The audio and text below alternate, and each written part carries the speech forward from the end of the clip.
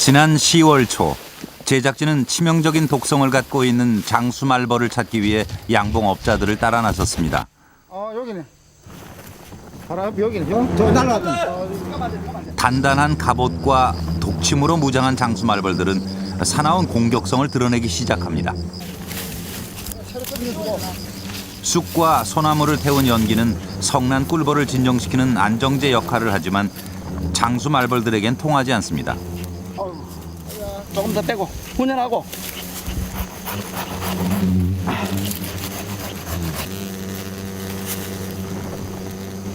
또 빼내고 멘트를 빼내고 너무 많이 빼냈다. 훈증을 시작한 지 30분 제작진 한 명이 장수말벌에 쏘이고 말았습니다. 소방복까지 파고든 것입니다. 잠깐 점 후퇴. 네, 그래요.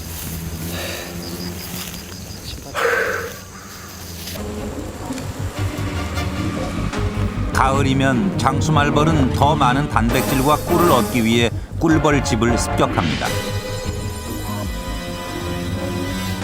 장수말벌의 단단한 갑옷을 뚫을 수 없는 꿀벌들은 여러 마리가 한꺼번에 적을 둘러싸고 그 공격을 막아봅니다.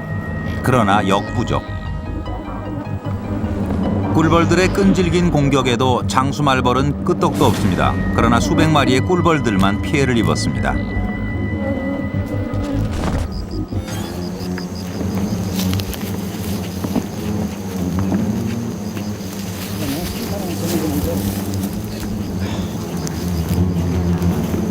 양봉업자들은 방법을 바꿨습니다. 한 둥지에 살고 있는 장수말벌은 600에서 1200마리. 따라서 공격하는 놈들부터 생포한 뒤 둥지와 여왕벌을 공략하기로 했습니다. 자, 요거 누가 빌 수 있겠다. 그러나 너무나 쉽게 여왕벌이 잡히고 말았습니다. 여왕벌은 종을 번식시킬 의무만 타고났기 때문에 다른 일벌들처럼 둥지를 지키거나 먹이를 사냥하기 위해 사나워질 필요가 없어 비교적 온순한 편입니다.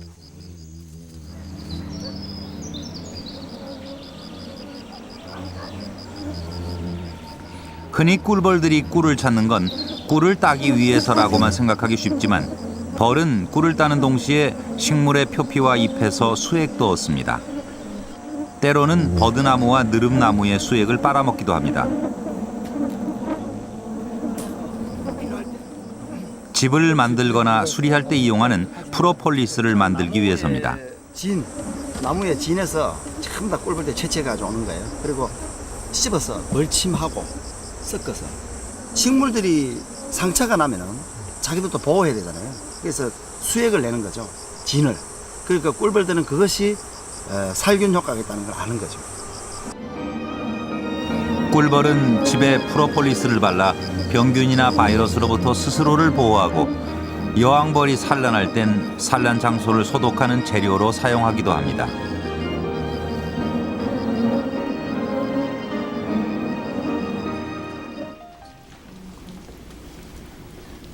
더욱 놀라운 점은 꿀벌의 몸에선 박테리아가 전혀 발견되지 않는다는 사실입니다. 식물 수액에서 비롯된 프로폴리스가 가진 항균 효과는 어느 정도일까? 항생제조차 듣지 않는다는 내성균에 프로폴리스를 올려놓고 24시간 뒤에 그 변화를 관찰했습니다.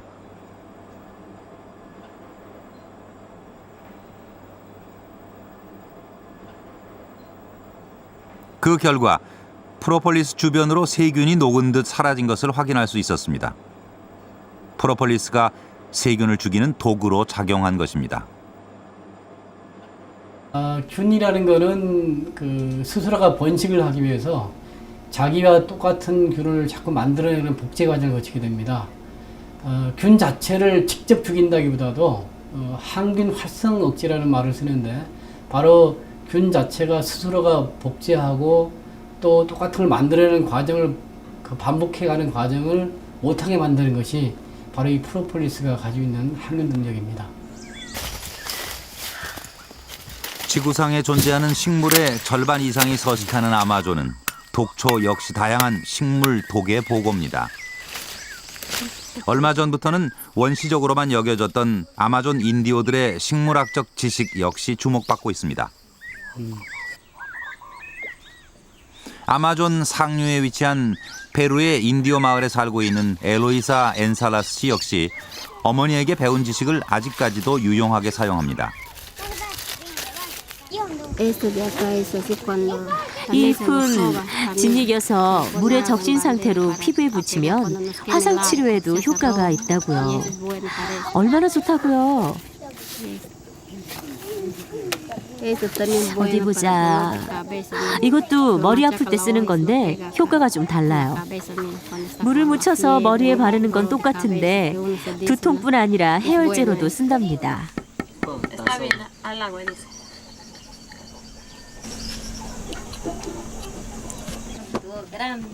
오늘 숲에 나갔던 건 나무에 눈을 찔린 첫째 때문입니다.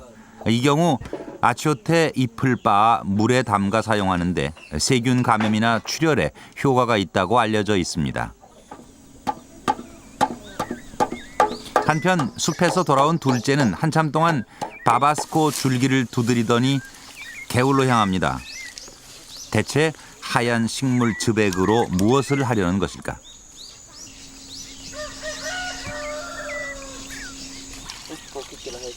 잠시 후 물고기들이 하나둘 떠오르기 시작했습니다. 신경을 마비시키는 독성을 갖고 있는 바바스코는 아마존 인디오들이 고대부터 사냥이나 낚시에 이용해온 식물입니다.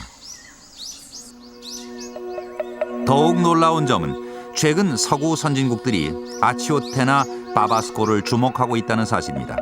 현재 아치오테는 고혈압 치료제나 항암제로, 바바스코는 마취제나 당뇨병 치료제로 연구되고 있습니다.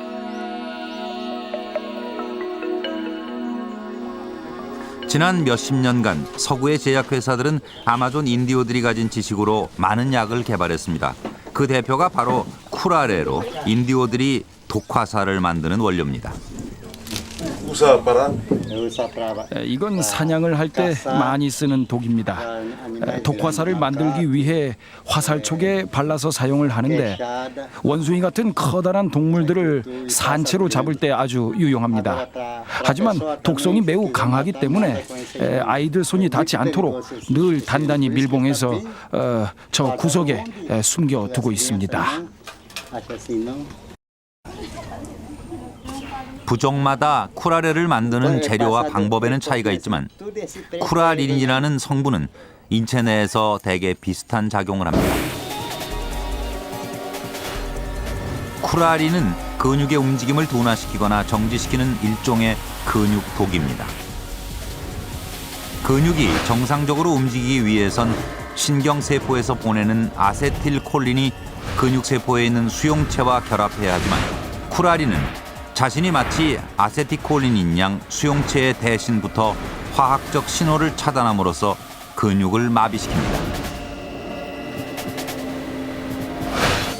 따라서 서구의 제약회사들은 인디오들의 쿠라레 제조 기술을 토대로 마취제를 개발했습니다. 원주민들의 지혜를 이용한 서구의 의약품. 하지만 인디오들은 어떤 보상도 받지 못했고 오히려 로얄티를 지불해야만 했습니다.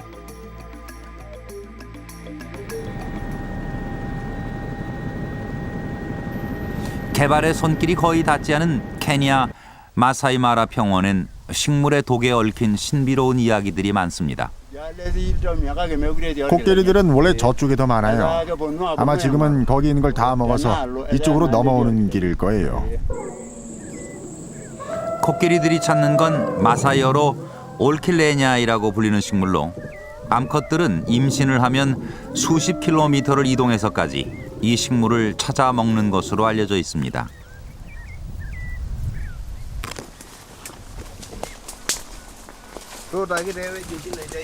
코끼리가 훑고 간 올킬레냐의 군락지엔 성한 나무가 별로 남지 않았습니다.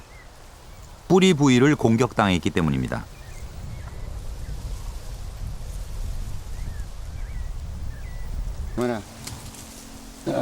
독성이 있는 알 뿌리는 코끼리들이 가장 좋아하는 부위입니다.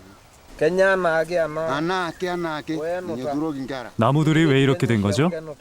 임신한 코끼리들이 이 나무를 제일 좋아하거든요. They like the inside. You know what is that? You have them. He's showing you the beetroot. No, I don't know. We don't. 그런데 제작팀은 나록에 위치한 재래시장에서 더욱 흥미로운 얘기를 전해 들었습니다. She's the lady. Masika. 케냐의 전통 부족인 마사이족 역시 아주 오래전부터 올킬레냐이를 이용해 왔다는 사실입니다.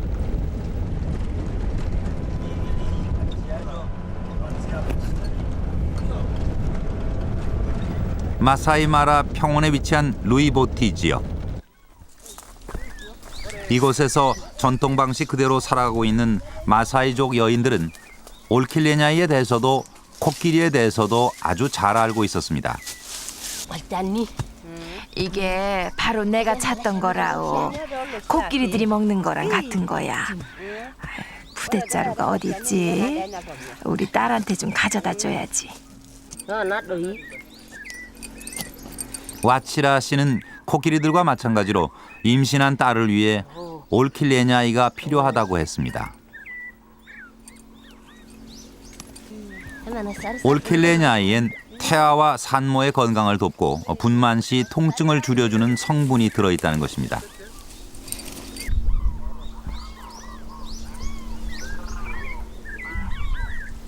그 같은 정보가 알려지면서 최근엔 진통제로도 활발히 연구되고 있다고 합니다.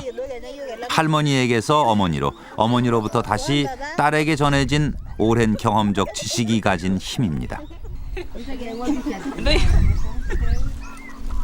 여섯째 아이를 임신한 나이사 루사로 씨는 벌써 9개월째 올킬레냐이를 먹고 있습니다.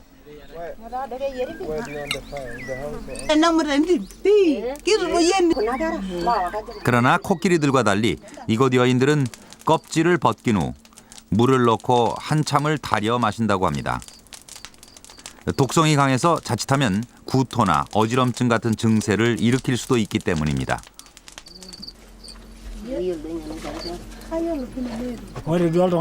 우리 마누라도 임신하고 몸 상태가 안 좋았을 때 그걸 먹고 많이 좋아졌어요. 나처럼 나이 든 사람한테도 아주 좋아. 옛날 사람들도 나처럼 등이 결릴 때면 이걸 먹었거든.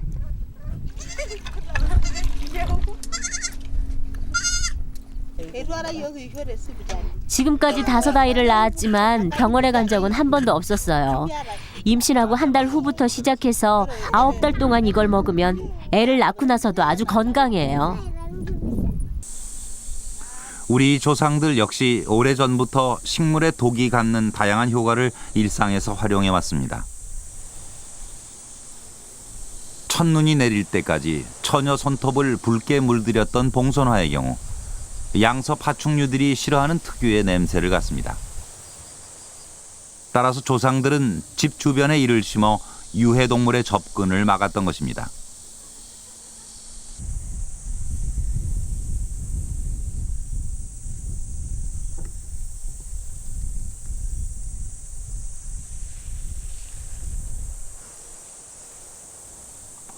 뒷간 주변에 쑥이나 할미꽃 같은 방향성 식물을 두어 해충을 쫓는 것 역시 조상들의 지혜입니다.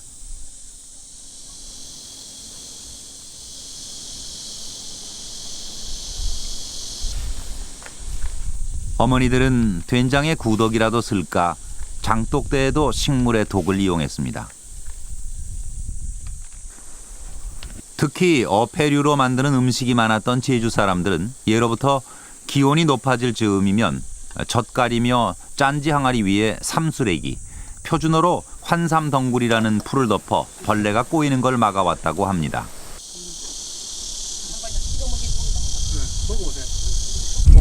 삼수레기에다 이거 자리 뚜껑에 넣으면 씨풀이가 안 쓰는 거예요. 자리에 자.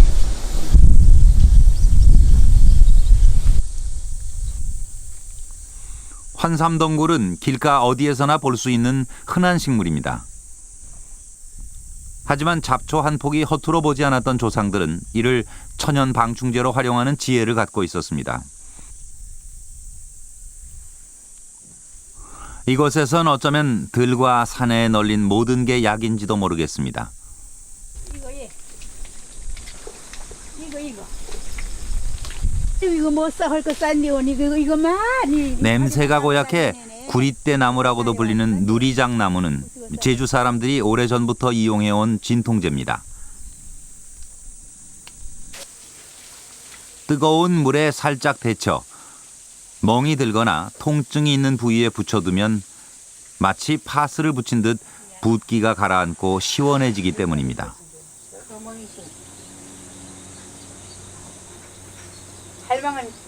할망은 무릎 아파하면 맨날 병원에 가는 할망이게 아이고 안 해나 우린 거짓말도. 나뭇잎 몇 장이지만 따뜻한 인심까지 녹아 있습니다. 병원에 가 물리치료도 좋지 않을지 안 좋아해. 하루 한 번은 감지. 병원에 가지 말라니 겐랑 썩대당하네. 누리장 나무는 전통 한의학에서도 류머티즘이나 신경통, 편두통 등에 활용하고 있는 약용식물입니다. 옛날엔 개나. 아니 이걸 왜 여기다 붙이신 거예요? 아프나. 아파서? 예. 아, 옛날엔 약 드실 때 이런 거 붙여. 약 없으니까. 옛날 개란 말을 고릅사게 옛날엔. 옛날엔 이런 데 아파도 재료가 없으니까 이런 걸 썩타다당 최근에 이렇게 붙잡고 호다이로 감아서. 그럼 안 아파요? 그 육주 사람들은 이거 쳐서 밥 싸 먹고요. 밥도 싸 드시고 맛도 있는다고요. 약으로도 쓰시고 밥으로도 먹고. 맛 있어 이거 써도. 아니 그거 붙이시면 금방 안 아파요 진짜? 금방 안 아플 수가 있어요. 좀 있어야 안 아프지. 이거 봐. 멍이 드셨어요? 못 먹고 못 살던 시절 약은 대부분 자연에서 나왔습니다. 여기는 호다이로 감으면 좋아. 하지만 이제는 그 가치가 새롭게 빛나고 있습니다.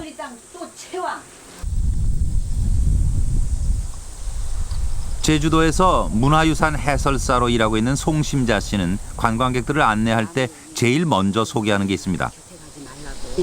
꽃도 따면 안 되고요. 예. 꽃이나 이 나무 잎에나 줄기에 다 독이 있다고 이제 그러면 진짜 그것도 한 번도 분이 아니거든요. 젓가락이 없을 때는 나무 가지를 우리도 그렇게 합니다. 젓가락으로 사용했었어요. 예. 그걸 알고 해야 처음에는 완전 협죽도 혹은 유도하라 불리는 이 꽃나무의 수액 속에는 단 10g만으로도 600kg이 넘는 황소를 쓰러뜨릴 만큼 강력한 독성 알칼로이드가 들어 있습니다. 협죽도 유도화. 유도화? 예. 아 어떤 꽃이에요? 독성이 있습니다. 나비도 안 앉아. 그 나무에. 저 국민학생이 소풍을 갔는데 젓가락이 안 갖고 와서 이제 젓가락을 사용했는데 그 젓가락을 사용한 학생이 그 독성으로 변을 당했다거든요. 그러나 제주도뿐 아니라 미국의 일부 지역에서도 협죽도를 가로수로 널리 활용하고 있는 것으로 알려져 있습니다. 천연의 살충 효과를 활용한 것입니다.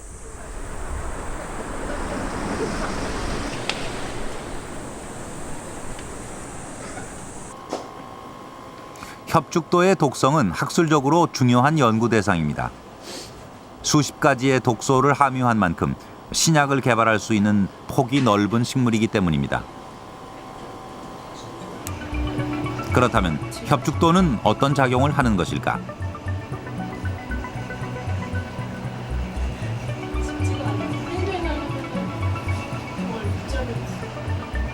1시간 정도 지나자 협죽도 수액을 투여받은 쥐들이 경련을 보이기 시작했습니다.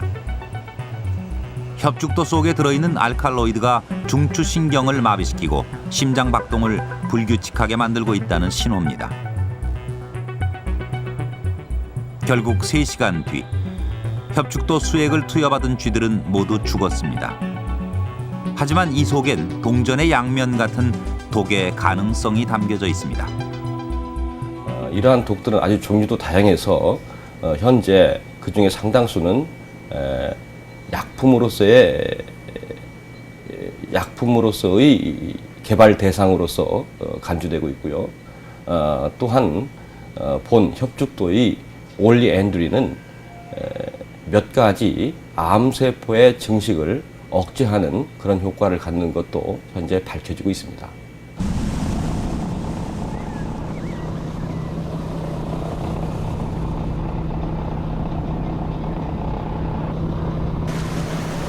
인류가 식물의 독을 약용으로 활용한 것은 약 6만 년 전부터 문서에 기록된 것만 해도 약 8만 종의 식물을 이용해 온 것으로 나타나 있습니다. 따라서 아마존이 위치한 브라질에선 50년 전부터 그 정보를 체계적으로 정리하는 사업을 벌이고 있습니다. 이곳엔 아마존에 서식하는 거의 모든 식물이 보관돼 있습니다. 이곳엔 몇 가지 식물에 대한 정보가 보관돼 있습니까? 한 20만 종 될 겁니다. 이름이나 서식지 등 기준에 따라 정리돼 있죠. 이곳에선 식물의 잎과 줄기, 뿌리 등을 모두 보관하고 있는데 그 각각엔 서식지나 이름은 물론 고대로부터 어떻게 이용돼 왔는지까지 상세히 기록돼 있습니다.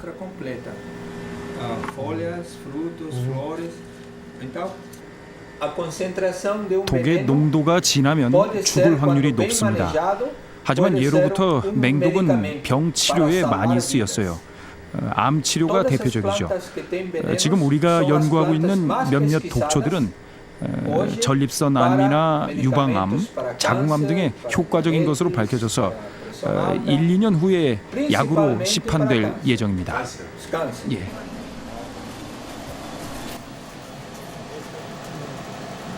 특히 중요하게 생각하는 식물은 독초들로 최근엔 이들 식물이 가진 성분을 체계적으로 정리하고 화학 성분까지 밝히는 작업을 하고 있습니다.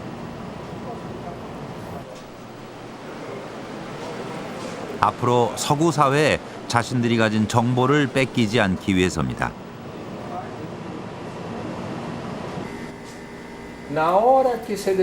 아마존이 가진 다양한 식물의 독 성분들을 제대로 활용하기 위해서는 그 화학 성분을 약으로 개발할 수 있는지 실질적인 연구가 필요합니다.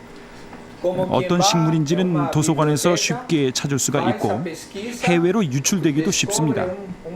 만약 유출이 되면 끝장이고요. 따라서 우리는 이런 연구 정보를 뺏기지 않기 위해서 최근 새로운 노력들을 하고 있습니다. 인근엔 몇 년 전 생명공학연구센터가 새로 설립됐습니다. 아마존이 가진 식물들의 화학 성분을 분석하는 것이 이 연구소의 주요 업무.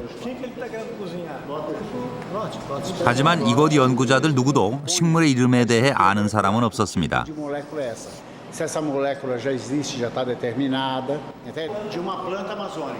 지금 분석하는 건 아마존 지역 식물입니다. 하지만 이것이 열매인지 잎인지 뿌리인지는 알 수 없어요. 대학에서 의뢰를 했고 우린 그 분석만 담당할 뿐이니까요. 이름이 없는 대신 번호들이 붙어 있습니다. 우린 이름을 알 필요가 없거든요. 이건 모두 기밀 사항입니다. 저까지 모든 사람이 알아버린다면 비밀이 아니죠. 단 구분을 위해서는 숫자만 있으면 돼요. 식물의 독에 대한 정보가 유출돼 신약이 개발될 경우 그 액수는 천문학적일 수 있습니다. 주목이란 나무의 독으로 만든 항암제 탁솔의 경우 국내 매출만 연 300억 원. 버드나무 껍질에서 탄생한 아스피린의 경우 한 해 동안 약 600억 알이 팔리고 있습니다.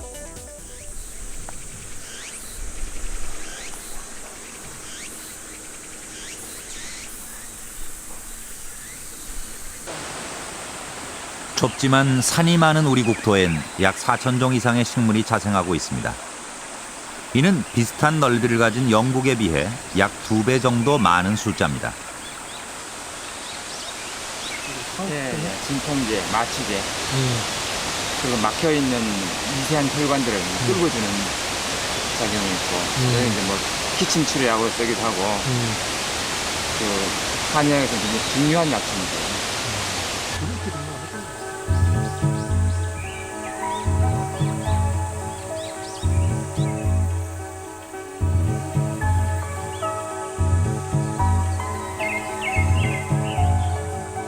우리의 전통 한의서인 향약 집성방이나 의방유치, 동의보감 등에 기록된 바에 따르면 국내에 서식하는 약용식물은 1,000종이 넘습니다.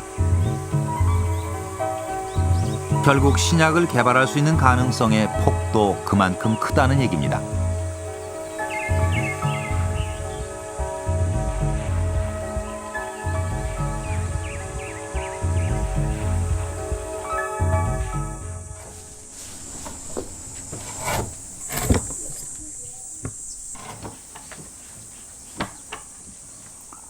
고조선부터 시작된 4천여 년의 한의학 역사 속엔 독초의 독성을 감소시키거나 중화시켜 약으로 활용하는 기술들도 기록돼 있습니다.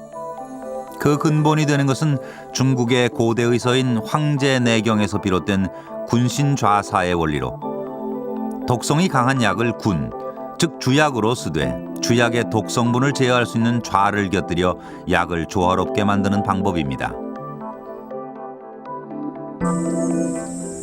소약유 독지약이야. 그래서 약이라는 것은 모름지기 독이 있는 것이다 이렇게 되어 있는데요. 엄밀히 말해서 이 독이라는 개념은 어떤 그 약을 병을 치료할 수 있는 그런 유효 성분을 얘기하고 있습니다.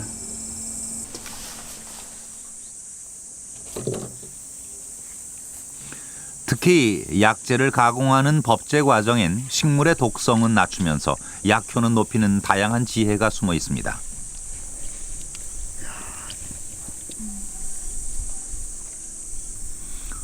오두의 뿌리를 건조시킨 부자의 경우 사약의 원료로도 쓰이지만 검은 콩이나 감초와 함께 고운 뒤 건조시키게 되면 좋은 약재가 됩니다.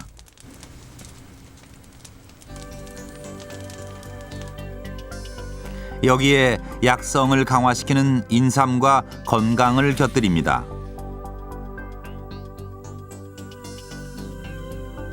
그리고 독성을 제거하고 부작용을 줄여주는 백출과 감초 등을 더합니다. 그러면 부자는 몸이 찬 사람에게 좋다는 부자 이중탕으로 새롭게 태어나게 됩니다.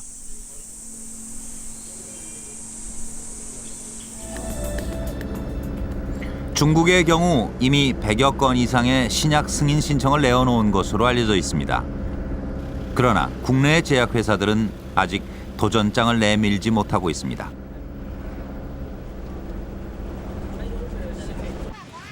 중국에선 이미 일부 신약들이 임상시험 단계에 들어가 있습니다. 1, 2년 안에 미국 식품의약국의 승인을 받고 시판될 것으로 예상되고 있습니다. 따라서 최근 중국의 약초 재배지엔 큰 변화가 시작되고 있습니다. 미국이 제시하는 기준에 맞추기 위해서입니다.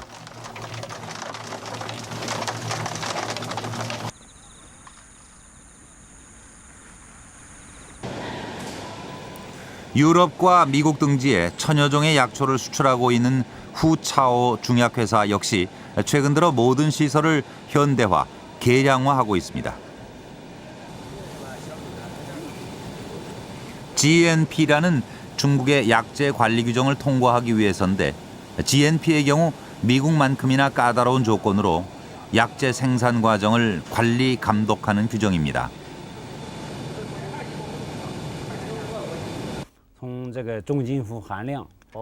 현재 우리 회사에선 모든 약재를 국가 기준인 GNP에 의거해 생산하고 있습니다. GNP란 약재의 성분 함량이나 오염도, 농약의 잔류량 등을 평가하는 국가 기준인데요. 이런 규범을 통과해야만 녹색 원료 생산을 실현하고 원료의 질을 보장할 수 있다고 할 수 있죠.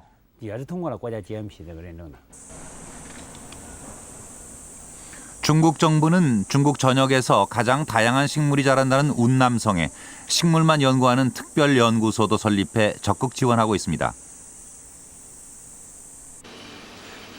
약 100여 명의 연구원들은 하루 종일 중국에 자생하는 3만여 종의 식물을 분석해내는 일에 거의 모든 시간을 보냅니다. 이는 약재가 갖는 유효 성분을 과학적으로 증명해 서구 사회에 진출하기 위한 토대를 닦는 작업입니다.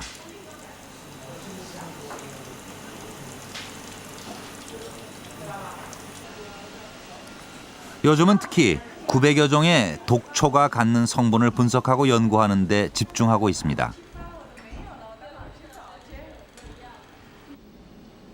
암과 같은 난치성 질환을 치료하기 위해선 독처럼 강력한 활성 성분을 가진 화학물이 필요하기 때문입니다.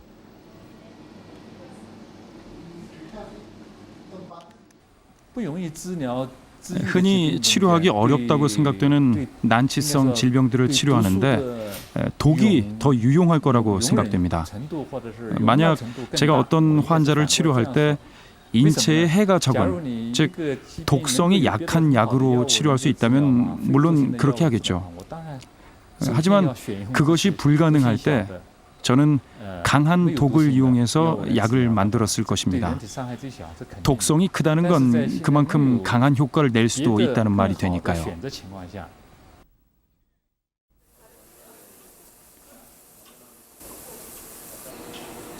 우리의 경우에도 지난 2000년부터 천연물 신약 개발 촉진법을 제정해 시행하고 있습니다. 따라서 많은 제약회사들이 연구 개발에 힘을 쏟고 있지만 해외 시장은 아직도 멀기만 합니다.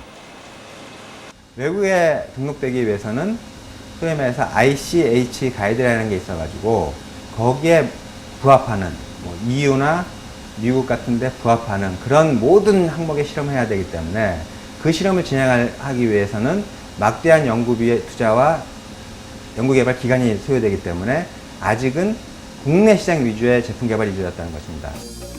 식물을 활용한 천연물 신약인 관절염 치료제 조인스정이나 위염 치료제인 스틸앤정은 지난해 약 400억 원의 매출을 올리기도 했습니다. 하지만 그 사이 다국적 회사들은 한 발 더 앞서가고 있습니다.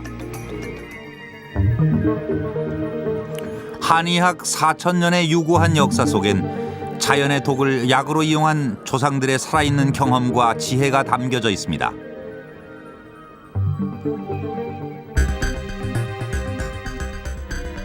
생명을 위협하는 독, 그 독이 사람을 살립니다. 동물과 식물이 가진 천연의 독, 그 속에 우리의 미래가 있습니다.